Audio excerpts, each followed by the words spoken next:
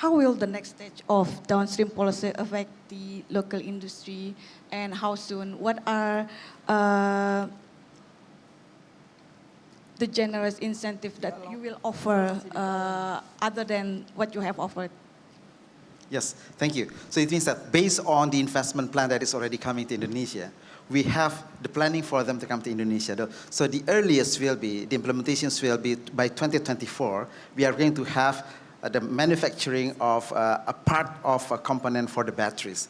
So after that, this will be followed by other ecosystem of this. And by the way, the ones coming to Indonesia, it is not only single company and it is not coming from one country as well.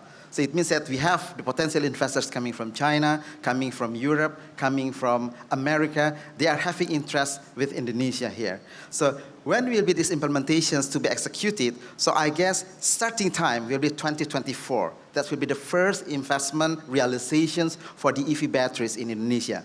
But moving forward, then we have also possibility of having more downstream industry, even though for the case of Indonesia, we have the automotive industry in Indonesia, Hyundai, that is already existing in Indonesia and producing already in Indonesia, but it has also capacity that is still very limited.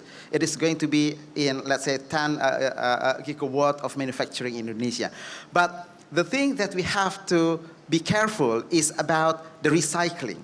Because I just would like to highlight policy coming from EU, for example. So we know that EU is currently in the planning of having kind of implementations of policy from them in regard to EU green strategy on EV battery. Among others, they are going to highlight on the content of the recycled battery into the new productions of the battery. So we analyzed that maybe for the first 5, maybe or 7 years, there will be battery to be imported or battery materials to be imported into EU. But then they are going to design the policy that after that, the recycled battery resource from the recycled batteries that will be in very high content as a kind of requirement to have this. It means that for a country like Indonesia, like the Philippines, even though we have this capacity of the highest and the 6th highest of nickel reserve in the world, this will not be that promising at the time that this recycled battery is required in the market of EU. Because once it is coming to the EU, and it must be recycled, then they are going to make a requirement that it is a must for you to have this percentage of recycled to be sold in EU market.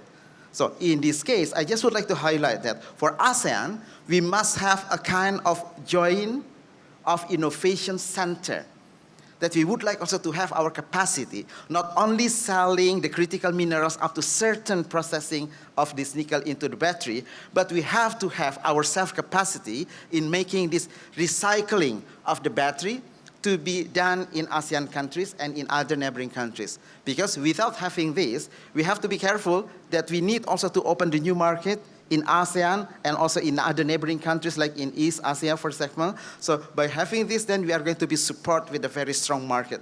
And for Indonesia, for example, we have also the target of having the creations of the market. So this will be supported by the market that will be absorbed by the government sector, public sectors, and then also by state-owned enterprises as well, and then also by the private sectors. So we have this target from 2021 to 2025. So this then finally will be a kind of guarantee of maturing the technology and downstream industry in Indonesia that will be supported not only by the mining after battery cycles, but also the market is there and servicing and also charging stations. So I guess this is the thing that should be created by all ASEAN countries, so then every single of us in these ASEAN countries, we could keep supporting one another in order to have this market to be expanded by ourselves.